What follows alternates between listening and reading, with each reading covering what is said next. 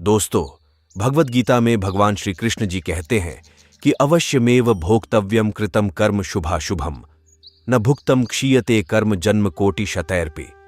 अर्थात हम मन से, वाणी से, शरीर से जैसा भी शुभ अशुभ कर्म करते हैं वैसा फल हमें मिलता जरूर है, चाहे वह इस जन्म में हो या आगे अगले जन्मों में।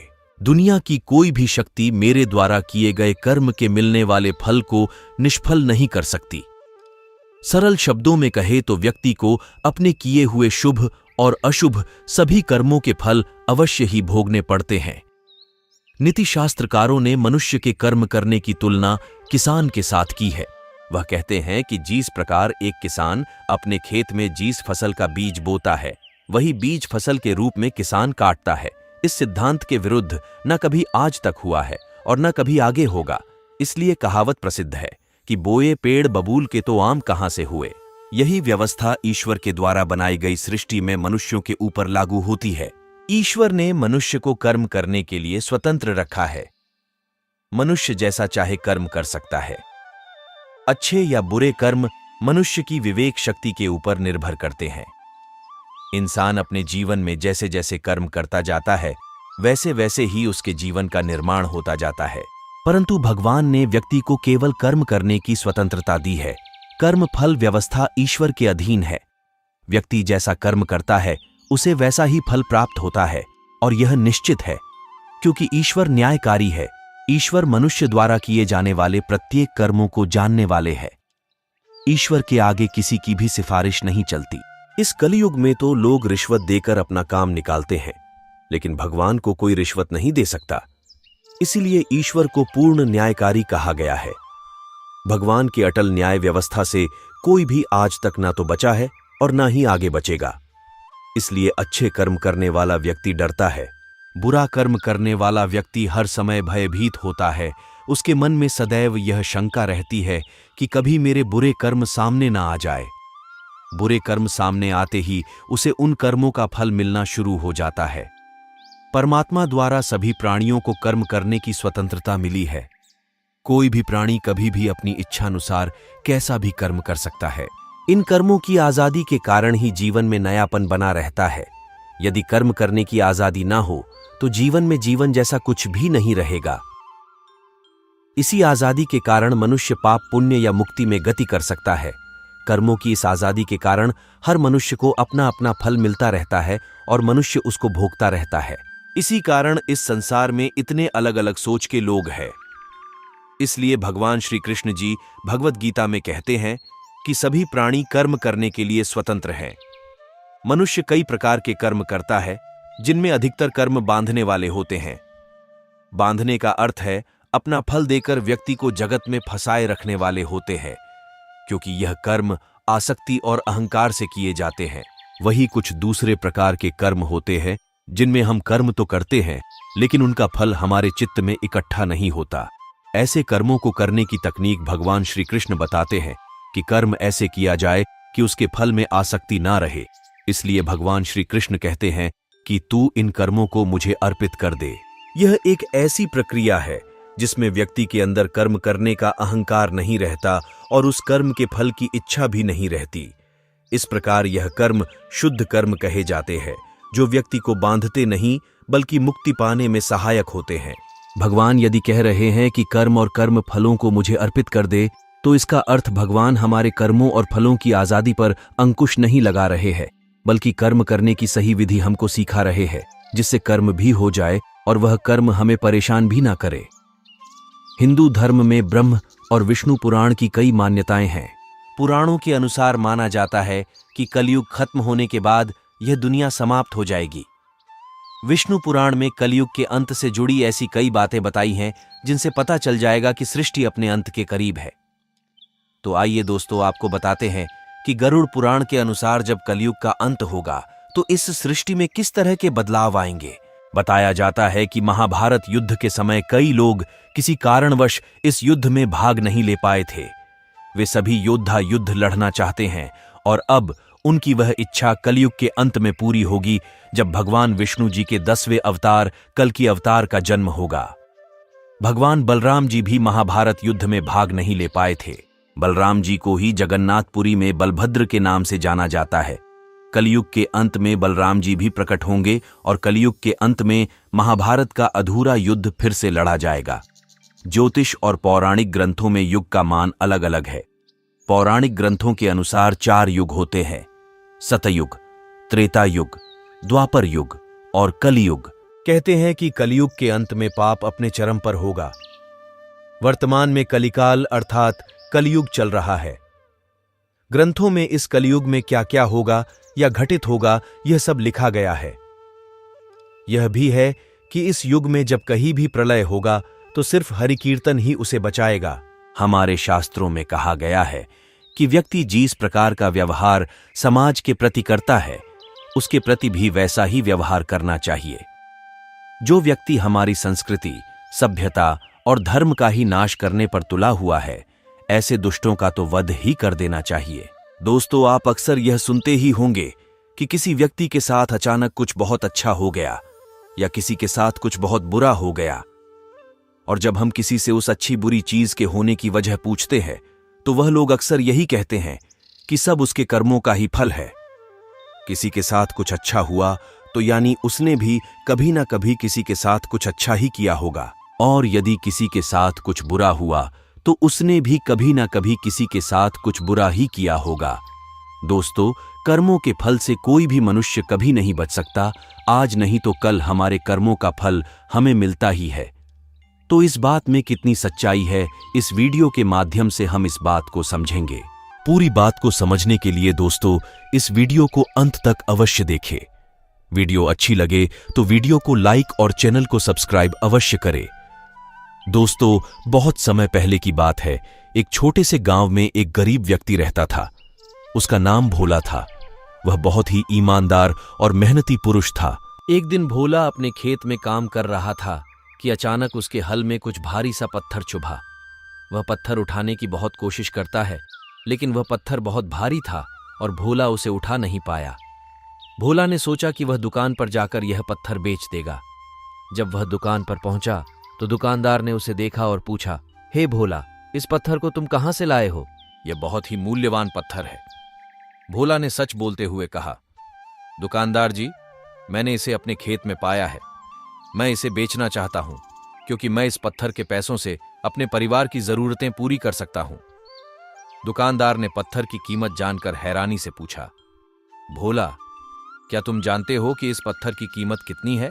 भोला ने कहा, नहीं, मुझे इसकी कीमत नहीं पता, लेकिन मैं इसे बेचकर अपने परिवार की जरूरतों को पूरा कर सकता हूं।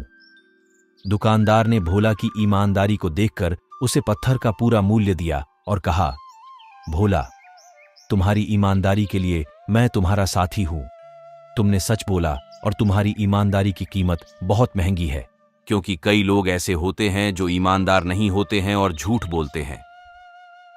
दोस्तों, इस कहानी से हमें यह सीखने को मिलता है कि हमें हमेशा सच और ईमानदारी से काम करना चाहिए।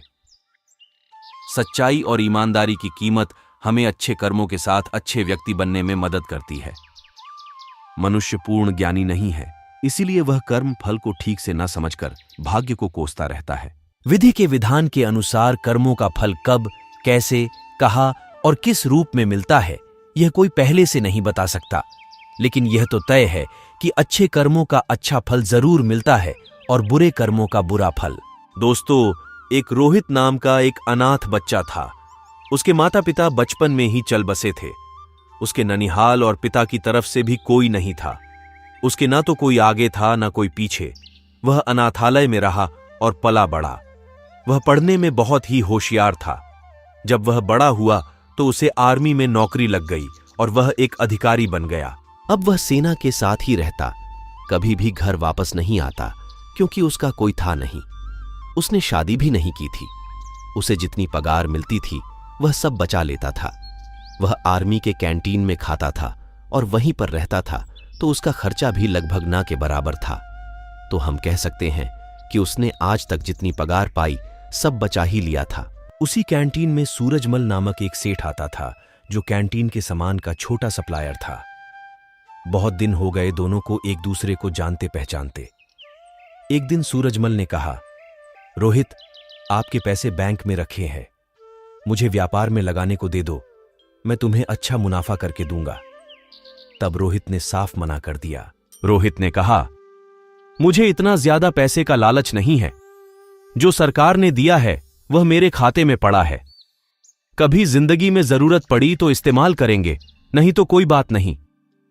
तब उस सेठ ने कहा, यह भी क्या बात हुई, अगर तुम हमें अपना दोस्त मानते हो तो तुम मेरी सहायता ही कर दो, मैं तुम्हें यह पैसा वापस लौटा दूंगा, कम से कम मेरा काम हो जाएगा, अभी इस पैसे की तुम्हें जरूरत भी नहीं है।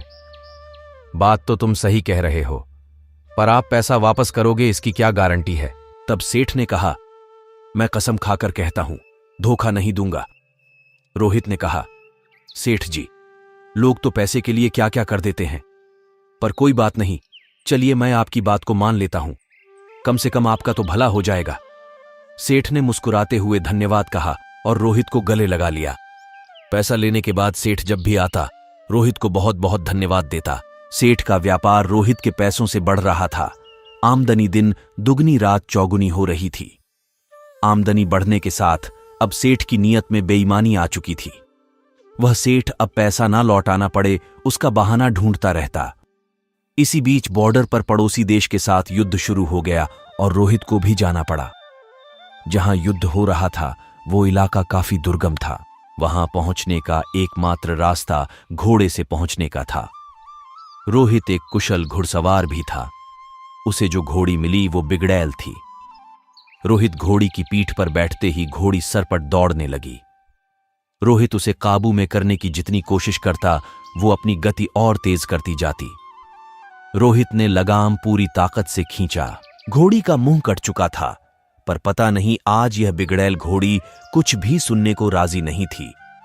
घोड़ी दौड़ते दौड़ते दुश्मन के खेमे के सामने जाकर खड़ी हो गई और रोहित दुश्मन की गोलियों का शिकार हो गया। सेठ बराबर आर्मी कैंटीन में जाता है। उसे वहां पता चला कि रोहित युद्ध में वीरगति को प्राप्त हुआ। सेठ ने वहां काफी दुख दिखाया और बाहर आते ही खुशी से झूम उठा। उसने सोचा कि अब पैसा वापस नहीं करना होगा। सेठ का व्यापार दिन दोगुनी रात चौगुनी तरक्की कर रहा था। कुछ दिनों के बाद सेठ की पत्नी मां बनी और सेठ एक सुंदर बच्चे का पिता बना। सेठ ने अपने बच्चे का नाम अमर रखा। सेठ के जीवन का यह सबसे बेहतरीन समय चल रहा था। समय बीतते देर नहीं लगती। सेठ का बेटा अमर, जो अब बड़ा हो गया था और अब सेठ के साथ मिलकर व्यापार करता था। अमर विवाह योग्य हो चुका था। अच्छे घर की सुंदर सुशील कन्या देखकर अमर की शादी हो गई। अब सेठ कहता है कि कुछ दिन की और बात है, अब बेटा व्यापार संभालेगा। मेरा जीवन सफल हो गया और क्या चाहिए मुझे। अमर की शादी हुए मुश्किल से 2 महीने हुए थे। एक दिन अमर सड़क पार कर रहा था तो उसे चक्कर आया और सड़क पर गिर गया। लोगों ने उसे उठाकर हॉस्पिटल पहुंचाया। उसके ब्रेन का MRI और अन्य टेस्ट हुए तो पता चला अमर को ब्रेन कैंसर है। सेठ ने डॉक्टरों से कहा कि आप पैसे की चिंता मत करें, आप बस इलाज करें। डॉक्टर और हॉस्पिटल बदलते गए, पर अमर की हालत दिन ब दिन बिगड़ती जा रही थी। सेठ अब व्यापार पे ध्यान नहीं दे पा रहा था और उसके कस्टमर छूटते ही जा रहे थे। उधर हॉस्पिटल का बिल बढ़ता जा रहा था। अब सेठ पर काफी कर्ज हो चुका था। सेठ परेशान था। अब अमर को डॉक्टर ने जवाब दे दिया। सेठ हार चुका था। किसी चमत्कार की आशा में बैठा था। चमत्कार तो नहीं हुआ, पर अमर अब इस दुनिया को छोड़कर चला गया था। उसकी मृत्यु हो चुकी थी। महीनों जिंदगी की जंग लड़ने के बाद अमर हार चुका था। सेठ के घर में हाहाकार मच गया। सेठ, सेठानी, अमर की पत्नी सब विलाप कर रहे थे। यहां तक कि घर के नौकरों का भी रो रो कर बुरा हाल हो गया था। एक साधु वहां से गुजर रहे थे। उन्होंने करुण क्रंदन सुना तो रुक गए। वहां जाकर उस साधु ने कहा, रोने से कुछ नहीं होगा, जो होना था वो हो गया। साधु की ऐसी बात सुनकर सेठ गुस्से में बोला, मेरे साथ ही क्यों? तब साधु ने सेठ से कहा, सब कर्म का ही फल है, यही चुकाकर जाना होता है। आज बहुत रो रहे हो, कल तो तुम बहुत हंस रहे थे। सेठ ने कहा, मैं कुछ समझा नहीं महाराज। तब साधु ने कहा, तुमने अपने व्यापार के लिए उधार पैसे लिए थे। जब व्यापार चल पड़ा तो तुमने जिसके पैसे लिए थे उसे लौटाए नहीं। तब सेठ ने कहा, गलत, वो मर गया था, किसे लौटाता? साधु ने कहा, झूठ नहीं, तुम भूल गए उसके मरने के समाचार पे तुम कितना खुश हुए थे। उस दिन तुमने मिठाई बांटी थी। क्या मिठाई बांटना सही था? तुम उसके पैसे को सरकार को या अनाथालय या किसी जरूरतमंद को दे सकते थे, पर तुमने ऐसा नहीं किया। तुम्हारी नीयत में खोट थी। सेठ शर्मिंदा था। आज सेठ वहीं पर खड़ा था जहां पर आज से 20 साल पहले खड़ा था। आज ना तो पैसे थे, ना व्यापार, और ना ही पुत्र, और ढेर सारा कर्ज उसके सर पर था। फिर साधु ने कहा, यह तुम्हारा पुत्र वही लड़का रोहित था। यह अपना हिसाब करने इस जन्म में तुम्हारा बेटा बनकर आया था। उसने अपना हिसाब कर लिया और चला गया। जितना उसने तुम्हें दिया था सूद सहित उसने वापस भी ले लिया। तुमने उसकी शिक्षा, विवाह, हॉस्पिटल सब पर बहुत खर्च किया, और जब वो गया तुम्हें भिखारी बनाकर गया। सेठ ने सुबकते हुए कहा, मान लिया मेरी गलती थी, पर इस लड़की की क्या गलती? इसकी तो सिर्फ 2 महीने पहले शादी हुई थी। तब साधु ने कहा, यह इसका कर्म फल था। ये पिछले जन्म में वो घोड़ी थी जिसके चलते रोहित की मृत्यु हो गई थी। आज रोहित ने बदला ले लिया और इसकी जिंदगी नर्क बनाकर चला गया। जीवन में कुछ भी बिना कारण नहीं हो रहा है। हो सकता है बीज आपने बहुत पहले लगाया हो और आप भूल गए हो। वही बीज पेड़ बन जाता है, तब हमें पता चलता है। इसलिए आप कैसा बीज लगाते हो हमेशा याद रखो। प्रकृति हिसाब करती है। आप याद रखो ना रखो, प्रकृति हमेशा याद रखती है। सेठ निरुत्तर और हताश होकर घर की सीढ़ी पर बैठा गया और अपने कर्म को कोसने लगा। दोस्तों, हमेशा अपने कर्म पर ध्यान दे। ऊपर वाले की लाठी में आवाज नहीं होती, पर पड़ती जरूर है। अगर आप किसी को नुकसान पहुंचाकर या फंसाकर जाओगे तो आपका भी नुकसान होना ही है, इस जन्म में नहीं तो अगले जन्म में। इसलिए जो भी कर्म करो सोच समझ कर करो। आप अपने कर्म फल से नहीं बच सकते हैं। आप जहां भी जाते हैं, जो कुछ भी करते हैं, आपके कर्म ही आपको शांतिपूर्वक देख रहे होते हैं। किसी भी दिन आपको आपके कर्म का फल पृथ्वी पर वहन करना ही होता है। इसीलिए हर समय उचित कर्म करना अनिवार्य है। भगवान श्री कृष्ण जी ने गीता में कर्म को प्रधानता देते हुए यह तक स्पष्ट किया है कि व्यक्ति की यात्रा जहां से छूटती है, अगले जन्म में वह वहीं से प्रारंभ होती है। जो प्रकृति के नियमों का पालन करता है वह परमात्मा के करीब होता है। लेकिन ध्यान रहे, यदि परमात्मा भी मनुष्य के रूप में अवतरित होते हैं तो वह उन सारे नियमों का पालन करते हैं जो सामान्य मनुष्यों के लिए इस जन्म में या अगले जन्म में हर बुरे भले क्रम का प्रतिफल निश्चित रूप से भोगना होता है। कर्म का सिद्धांत अत्यंत कठोर है। जहां अच्छे कर्म मनुष्य के जीवन को प्रगति की दिशा में ले जाते हैं, वही बूढ़े कर्म उसे पतन की ओर ले जाते हैं। धर्म ग्रंथों के अनुसार मनुष्य को किए हुए शुभ या अशुभ कर्मों का फल अवश्य ही भोगना होता है। अगर हम बुरे कर्म को छुपाने के लिए दुनिया के कोर्ट से अच्छे वकील को रोककर बच जाते हैं, लेकिन परमात्मा के कोर्ट से कैसे बचोगे? वहां पर किसी भी वकील की बहस नहीं चलती और ना ही किसी की सिफारिश चलती है। ईश्वर ने जो कर्म के नियम बनाए हैं उसमें कोई गलती नहीं होती है। कोई भी कर्म करो उसका फल हमें मिलता ही है। कर्म के नियम में किसी भी वकील या फिर जज की सिफारिश नहीं चलती। जब तक हमारे पुण्य कर्म का फल हमारे साथ है तब तक सही है। लेकिन हम जो बुरे कर्म या दुष्कर्म करते हैं वह तो वक्त आने पर ही फल देता है। इसलिए कर्म करने से पहले हमें सोचना चाहिए। कर्म हो जाए, इसके बाद उसके फल से भागना व्यर्थ है। व्यक्ति जो भी कर्म करता है उसका फल पाने के लिए उसे तैयार रहना चाहिए। कई कर्म ऐसे होते हैं जो हंसते हंसते किए हों, लेकिन उसका फल रोते रोते भुगतना पड़ता है। दोस्तों, राजा परीक्षित एक महाज्ञानी, विद्वान और संस्कारी राजा थे, लेकिन उनसे एक महापाप हो गया था। उन्होंने क्रोध के आवेश में आकर एक निरपराधी ऋषि के गले में मरा हुआ सांप पहना दिया था। राजा घर आए और क्रोध के शांत होते ही उनको उनके दुष्कृत्य का एहसास हुआ और पछताकर कहने लगे कि मुझसे कितना भयंकर पाप कर्म हो गया। अब वह समय तो वापस नहीं आ सकता, तो राजा परीक्षित को उस पाप कर्म का फल तो भुगतना ही पड़ेगा। परीक्षित एक बड़े राजा थे। उन्होंने कभी भी अपनी सत्ता का दुरुपयोग नहीं किया था।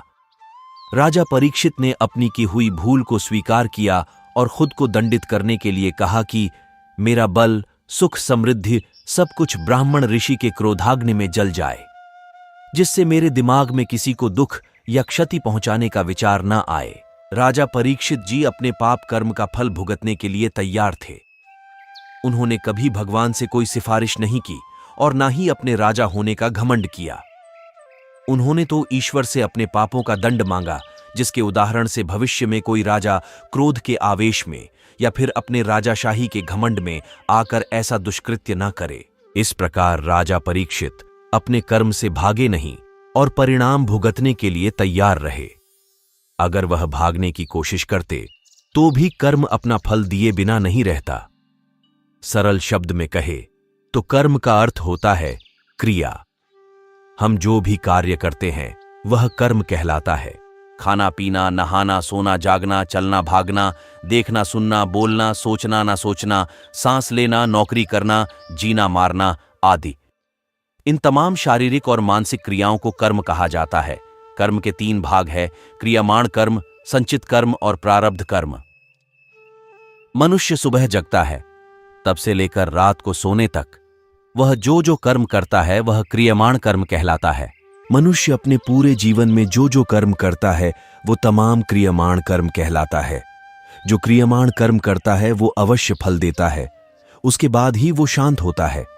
जैसे कि आपको प्यास लगी और आपने पानी पिया तो पानी पीने का आपने कर्म किया और आपकी प्यास मिट गई। इस प्रकार कर्म फल देकर शांत हो गया। आपने किसी को गाली दी और उसने आपको मारा तो कर्म का फल मिल गया। इस प्रकार क्रियमाण कर्म फल भुगतने के बाद ही शांत होता है। कितने ही क्रियमाण कर्म ऐसे होते हैं जो कर्म करने के साथ तुरंत फल नहीं देते हैं, उसका फल मिलने में देर भी लगती है। जब तक कर्म फल नहीं देता तब तक वह संतुलित रहता है, संचित रहता है, और इसे ही संचित कर्म कहा जाता है। जैसे कि आपने आज परीक्षा दी तो उसका रिजल्ट महीने बाद आता है। आज आपने अपनी जवानी में माता पिता को सताया तो आपको आपका बेटा आपकी वृद्धावस्था में सताएगा। ऐसे कितने ही क्रियामाण कर्म हैं जो तुरंत फल नहीं देते हैं, लेकिन समय आने पर यह फल अवश्य देते हैं। तब तक यह कर्म संचित कर्म में एकत्रित होते हैं। मनुष्य जैसा कर्म करेगा वह वैसा ही फल भी पाएगा। हम एक दिन में कई सारे क्रियामाण कर्म करते हैं। इनमें से कई कर्मों के फल हमें तुरंत ही मिल जाते हैं, लेकिन इनमें से कई कर्म ऐसे भी हैं जिनका फल हमें तुरंत नहीं मिलता, जो संचित कर्म में जमा हो जाते हैं। यह कर्म अच्छे हो या बुरे, इनका फल हमें मिलता ही है। जब तक वह फल हम भुगते नहीं तब तक वह शांत नहीं होते। इंसान अगर इस बात को गंभीरतापूर्वक सोचे तो जीवन सरल बन जाएगा, लेकिन भोग विलास में पड़ा मनुष्य कभी इसकी कल्पना करता ही नहीं। राजा दशरथ ने जब श्रवण का वध किया तब उसके विरह में मरते मरते उसके माता पिता ने राजा दशरथ को श्राप दिया था कि तेरी मृत्यु भी तेरे पुत्र वियोग में होगी। उस श्राप के बाद राजा दशरथ जी को एक भी पुत्र नहीं था, इसलिए यह क्रियमाण कर्म फल देकर शांत हो गया, लेकिन वह संचित कर्म में जमा हो गया। उसके बाद राजा दशरथ को एक के बदले 4 पुत्र हुए। वे बड़े हुए, उनका विवाह हुआ, और जब भगवान श्री राम जी का राज्याभिषेक का दिन आया तब संचित कर्म फल देने के लिए तत्पर हो गया, और ऐसे शुभ दिन ही राजा दशरथ को वह फल मिलके ही शांत हुआ। इसमें कोई विलंब नहीं हुआ। जो शुद्ध चैतन्य परात्पर ब्रह्म खुद मनुष्य स्वरूप लेकर पृथ्वी पर जन्म लिए, वह प्रभु श्री राम, जिनकी चरण की धूल के स्पर्श मात्र से जो शल्या को अहल्या बना सकते हैं, जिसके स्पर्श से पत्थर को जीवन दान मिल सकता है, वह परब्रह्म भगवान श्री राम अपने पिता के आयुष्य को ज्यादा कर दे तो किसी का क्या जाएगा। लेकिन नहीं, कर्म के नियम का पालन होना ही चाहिए। ईश्वर के घर देर भी नहीं है और अंधेर भी नहीं है। इस प्रकार क्रियमाण कर्म जो फल देकर शांत नहीं हुए हैं उसे संचित कर्म कहा जाता है। संचित कर्म जो फल देने के लिए तैयार होते हैं उसे प्रारब्ध कर्म कहा जाता है। अनादिकाल से पुनर्जन्म के संचित कर्म जो फल देने के लिए तैयार होते हैं, ऐसे प्रारब्ध कर्मों को भुगतने के अनुरूप शरीर जीव को प्राप्त होता है, और पूरे जीवन काल में शरीर को उस प्रकार के प्रारब्ध कर्म भुगतने के बाद ही जीवन समाप्त होता है। अगर हमने अच्छे कर्म किए होंगे तो अच्छा ही फल मिलेगा। जब तक जीव के संचित कर्मों का फल मिल नहीं जाता तब तक आत्मा बार बार जन्म और मृत्यु के चक्र में जन्म लेता जाएगा। इस प्रकार अनादिकाल से अनेक जन्मों के संचित हुए कर्मों के फल प्रारब्ध रूप से तैयार होते हैं। वैसे वे अलग अलग शरीर धारण करता ही रहता है। जब तक शरीर प्राप्त होता है तब तक उसका मोक्ष नहीं होता है। इसीलिए अनेक योनियों में मनुष्य को भटकाना होता है, जो नए क्रियमाण कर्म करते ही रहते हैं और उनमें से कई कर्म संचित होते हैं जो समय के अनुसार प्रारब्ध रूप से फल देने के लिए तैयार होते हैं। तो दोस्तों, ज्यादा लंबी नहीं है जिंदगी, इसे ऐसे ही खराब ना करें। हमेशा अच्छे कर्म करें ताकि आपके जाने के बाद भी आपकी यादें लोगों के दिलों में बनी रहें। और अच्छा कर्म करने से हमारा मन भी संतुष्ट रहता है। महर्षि व्यास जी कहते हैं कि जो व्यक्ति जिसके साथ जैसा व्यवहार करे उसके प्रति वैसा ही व्यवहार करना चाहिए, और यही धर्म है। धोखे से व्यवहार करने वाले के साथ धोखे का ही व्यवहार करना चाहिए और भला करने वाले के साथ भलाई का व्यवहार करना चाहिए।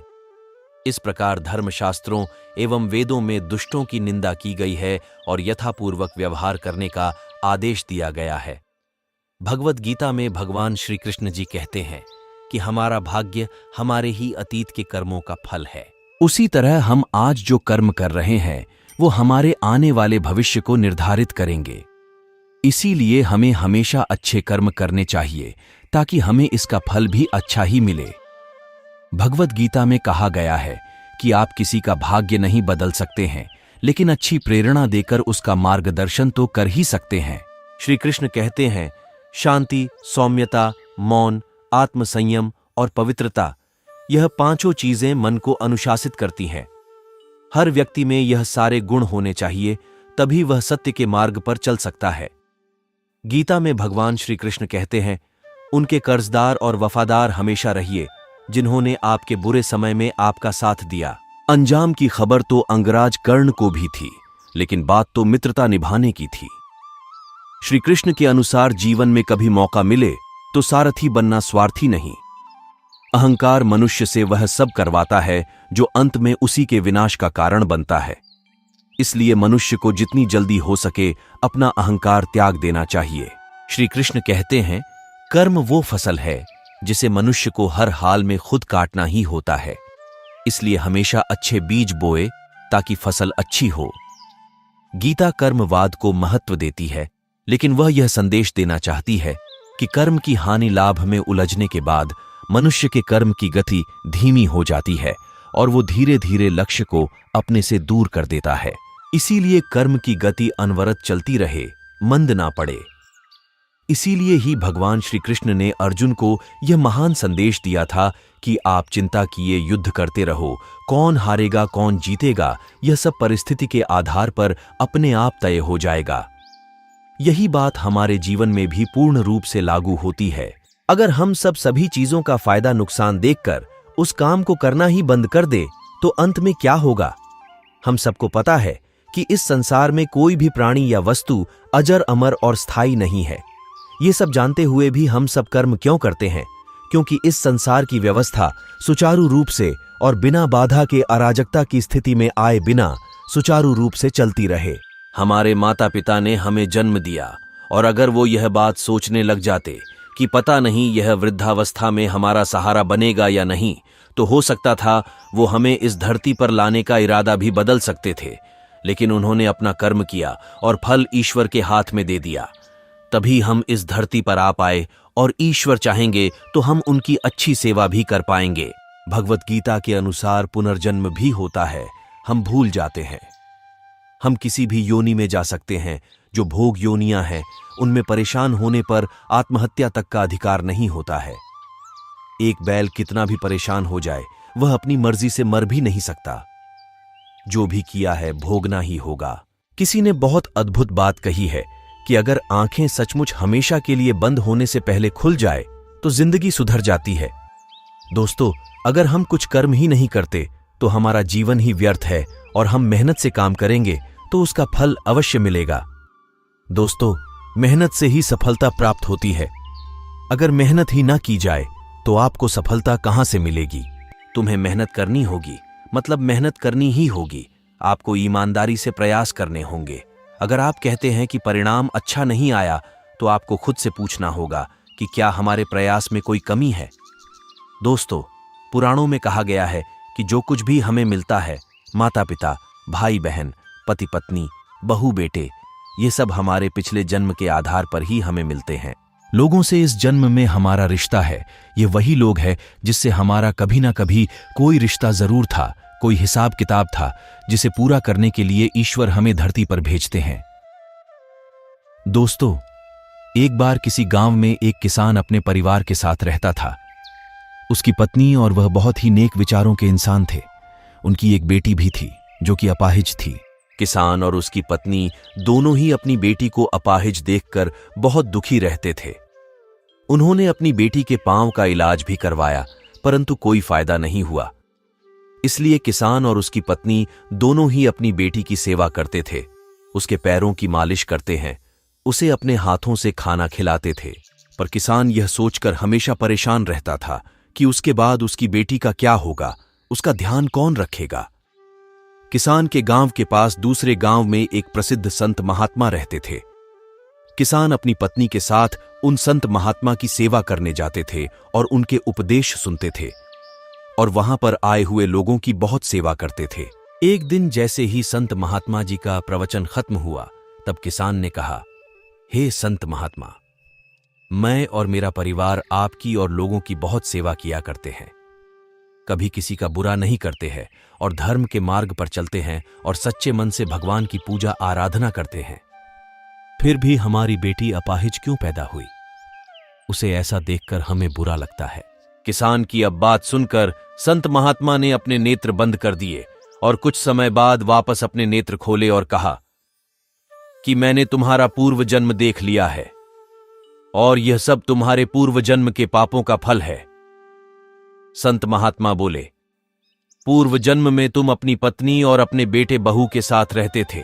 तुम्हारा बेटा नगर के बाहर राजा के यहां काम करता था और पिछले जन्म में जो तुम्हारी बहू थी, वही अब इस जन्म में तुम्हारी पुत्री है। वही तुम्हारे घर में एक दुधारू गाय भी थी जिसकी तुम बहुत सेवा करते थे, लेकिन अपनी बहू के साथ तुम्हारा व्यवहार बहुत गलत था। तुम सदा अपनी बहू को बहुत परेशान करते थे और उसे खरी खोटी सुनाते थे। तुम्हारी बुरी बातें सुनकर तुम्हारी बहू बहुत परेशान थी, लेकिन फिर भी वह कुछ नहीं बोलती थी। एक बार की बात है, वह अपनी सहेलियों के साथ मेला देखने चली गई थी। वापस आने पर तुमने गुस्से से एक डंडा उसकी तरफ फेंका, जिससे उसके पैर की हड्डी ही टूट गई और वह एक पैर उठाकर चलने लगी और पूरी जिंदगी भर वह परेशान ही रही, लेकिन फिर भी वह कुछ नहीं कहती थी। इस जन्म में तुम्हारी बेटी तुम्हारी वही बहू है जो अपना हिसाब पूरा करने के लिए आई है। जैसे तुमने उसे उस जन्म में रुलाया था, वह इस जन्म में तुम्हें रुला रही है। हालांकि तुमने पिछले जन्म में गाय की सेवा की थी, जिसके कारण तुम्हें इस जन्म में निर्मल बुद्धि मिली है, इसलिए तुम्हारा ज्यादा बुरा नहीं होगा। तुम्हें अपने कर्मों की ही सजा मिली है, इसलिए हमेशा अच्छे कर्म करने चाहिए। कर्म का फल हर पल हमें मिलता रहता है, क्योंकि एक एक सांसों में हमारे साथ दुर्घटना घटित हो रही है।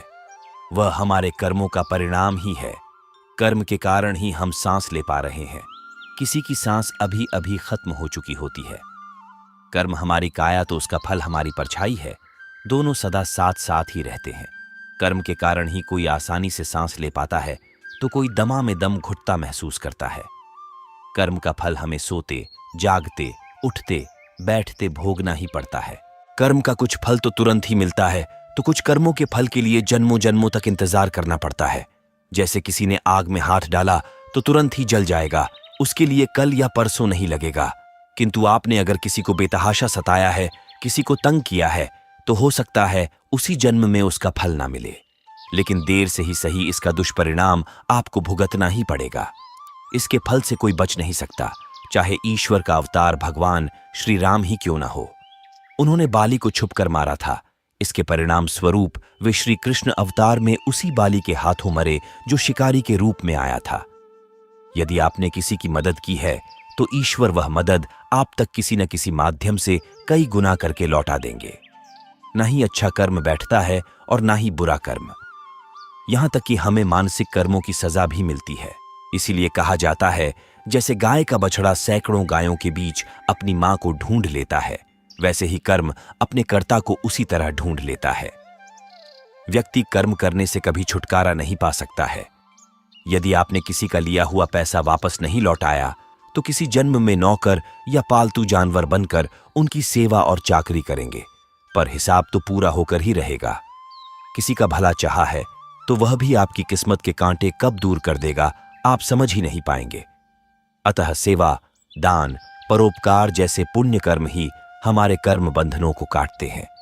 इसीलिए शास्त्रों में सत्कर्म करने पर जोर दिया गया है, क्योंकि अंततः हमारा उद्देश्य सभी कर्म बंधनों से मुक्त होना ही है।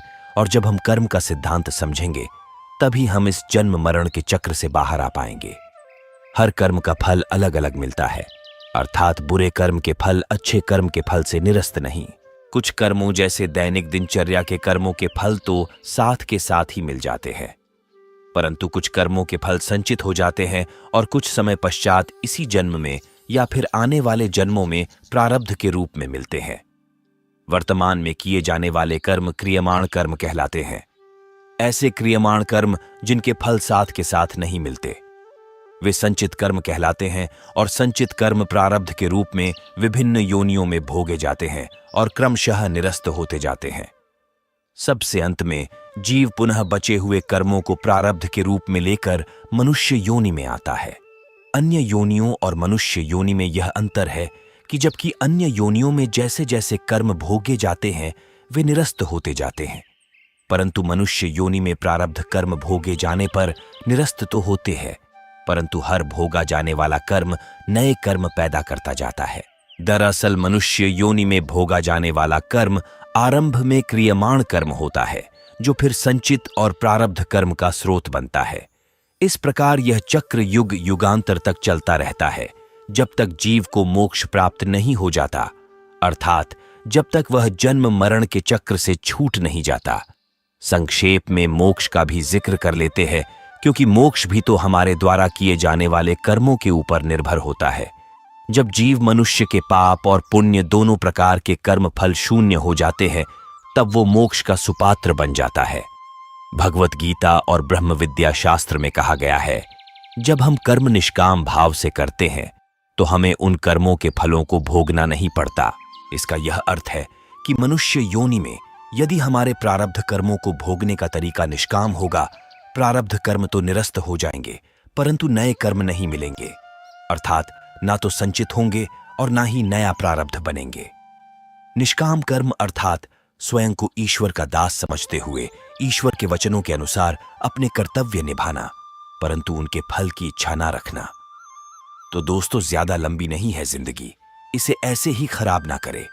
हमेशा अच्छे कर्म करे ताकि आपके जाने के बाद भी आपकी यादें लोगों के दिलों में बनी रहे, और अच्छा कर्म करने से हमारा मन भी संतुष्ट रहता है। तो दोस्तों, आज के लिए बस इतना ही। आशा करता हूं आपको आज की यह वीडियो अच्छी लगी होगी। अगर अच्छी लगी हो तो वीडियो को लाइक करें, अपने दोस्तों के साथ शेयर करें और चैनल को भी सब्सक्राइब जरूर करें। कमेंट बॉक्स में लिखे जय श्री कृष्ण। तो मिलते हैं अगले वीडियो में, तब तक के लिए आप अपना ख्याल रखें। धन्यवाद।